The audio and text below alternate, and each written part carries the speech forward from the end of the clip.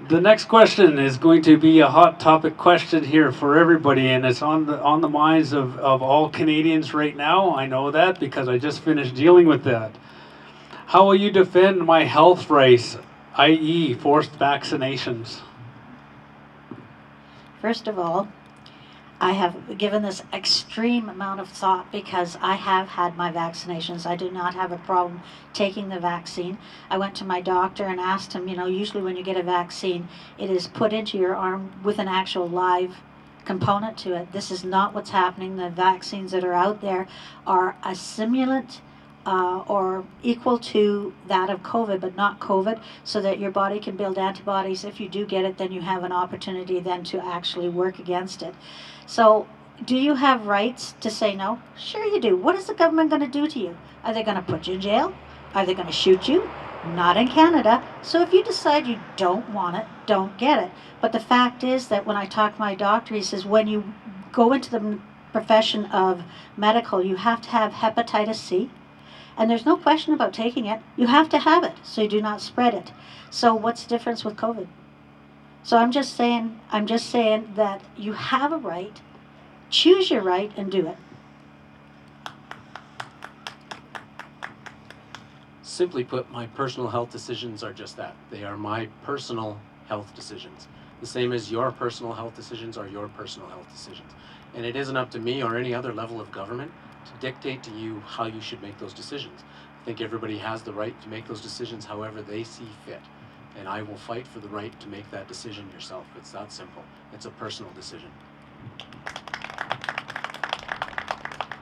I don't support forcing people to get vaccines in any way, shape, or form. Unfortunately, it looks like that's the way the world is going. They're not mandating forced vaccines, but they're going to make it really, really hard to move around the world if you don't have one. Really, I think as a counselor, it would be my position to try and bridge the common gap that everybody has, is they want to get the hell out of this thing, and nobody wants lockdowns anymore. So I'll try and do my best to bridge that gap and mediate between the two groups as best I can to find a common solution that works for everybody in town. I believe that currently every town of Carstairs employee has to have their vaccination or they are no longer a town of Carstairs employee. So can you speak to that, how you will protect the rights of people in the town? Good question.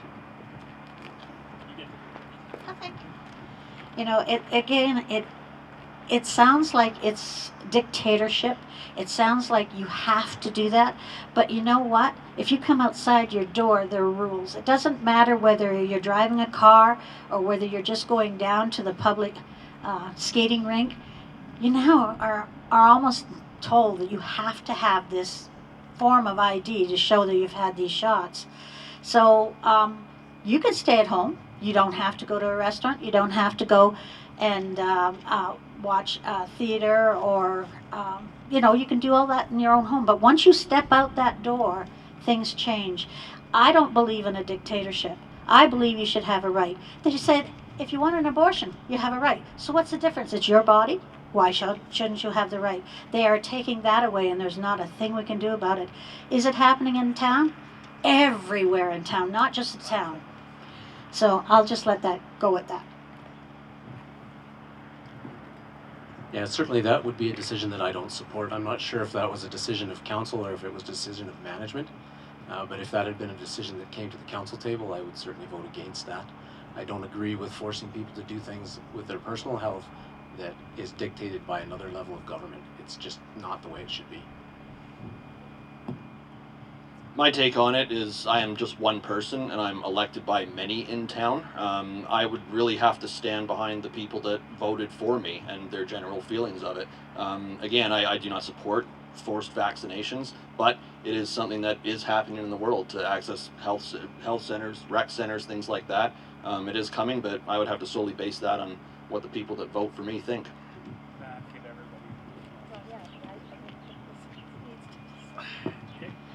What happens is downloading.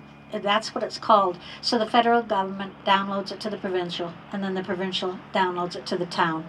And this could have come down to the town from one of those two areas. And when I say that, it's because there's $1,000 fine for restaurants if they don't comply. So So I'll add a little bit of my own personal experiences just to help put things in perspective a little bit. As I said at the beginning, I've traveled all over the world. My last tour was in Rwanda, and prior to going to Rwanda, the military infected me with a mild strain of Ebola. Ebola's got a 25% death rate. COVID-19 has got less than 1%. So what happened with that? Well, my body built up a natural immunity to the Ebola virus. So if it can do that for COVID or for Ebola, it can certainly do it for COVID, right? So and that now we're being asked, we're going to all of these locations and show me your passport, show me your passport. Well, my question to the people that I'm showing the passport to is, show me the qualifications that you have to be able to determine whether or not this is accurate. That, you know, we forget about personal responsibility, individual freedom, fairness, and respect, and that's what we need to get back to as a community. I've got a question. With regard to this, Sorry, I'll hold the mic, but you can come and answer your question. with regard to this COVID, my wife and I were opposed to getting the shot originally. But when we saw what it was doing to our kids, our grandkids, and that with the lockdowns and everything else, their mental health was more important than my wife and I. So we went and got our shots. I totally support people's rights to not get the shots. But what really burns me are these people that are picketing hospitals, going into schools, and bringing people that have nothing to do with that on. And I would like to know what you folks would do if you're on council and those types of people are affecting our schools, our hospitals, those sorts of things, because that is totally wrong. I agree, everybody's got rights. Everybody, not just the people that don't want to get a vaccine, but the people that have gotten vaccines and that, and their kids and everybody else have got rights. But kids going in for cancer treatments and that into hospitals that are being turned away because people are too damn stupid. They stand there and picket, and those kids can't get into hospitals to get their chemotherapy and that. There's something majorly wrong here, and there's going to be a big division, and there's going to be a big problem. And I just hope that council in this community can take and weed those people out from getting in there. I totally support people that don't want to get vaccine. I agree 100% with them, it's their right. But the thing is, the other side of the fence has rights too. Just so I'm clear, so the people that are protesting at the hospitals typically right now are our frontline workers and nurses. Because they're being, a lot of them are. No, I know a lot of them that have been there, and they aren't frontline. Okay, fair enough. That's good. I needed that clarification. So.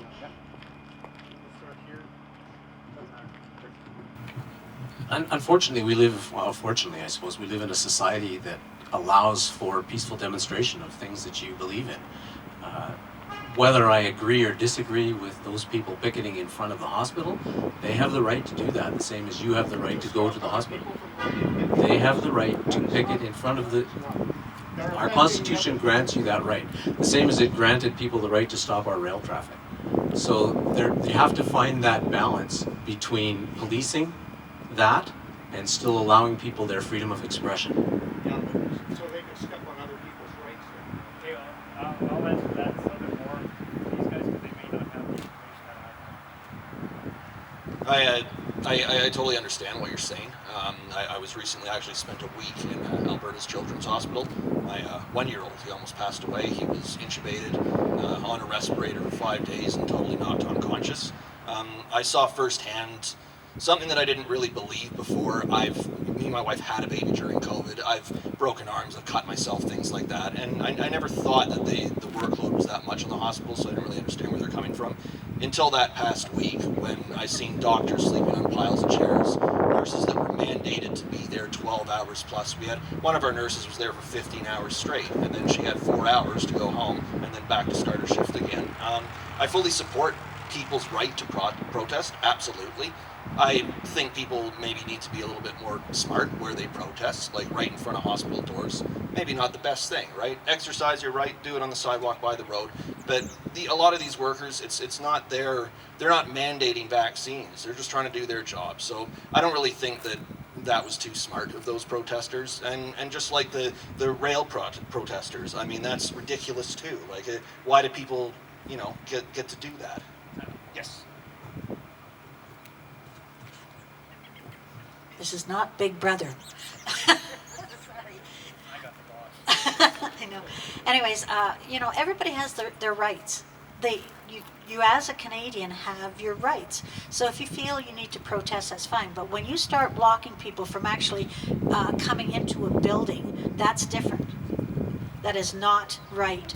And I don't see these healthcare workers who are just killing themselves to help out those who are so sick. And now you look in families. You've got some family over here, members that, oh yes, I'm getting the shot, and oh no, I'm not. Well, we can't even see each other. We can't talk to each other. You're going to infect me. Well, what kind of rights are those? This is within families. And so I'm just saying, we all have to make a choice, and it's ours. So I'll add a little bit of information here for you that you may not know, and I know these candidates aren't aware of. So I receive what's called an internal bed report from many of the hospitals across Alberta, Calgary, Red Deer, Edmonton, and so on. Are you familiar with an internal bed report is? Okay, so the internal bed report tells you exactly at what capacity the hospitals are currently sitting at. Prior to COVID, I know Red Deer Hospital was consistently over capacity, over 100%. Okay, I know that because I have family members who worked in the hospital and still do work in the hospital, and I had those reports.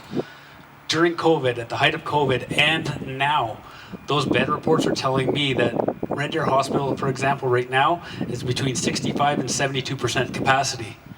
It's not because of the people that are protesting that these programs that are shut down. AHS is making the conscious decision to shut down treatments such as cancer treatments for children and all of this based off of the fact that they're saying that the hospitals are being overrun and the capacities are being exceeded, and that's clearly not the case.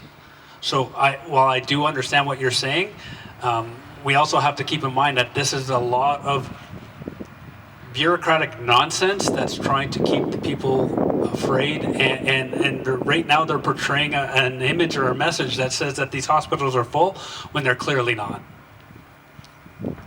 Does anybody else have a question that they want to add before I go to the next one? That was good. I like that.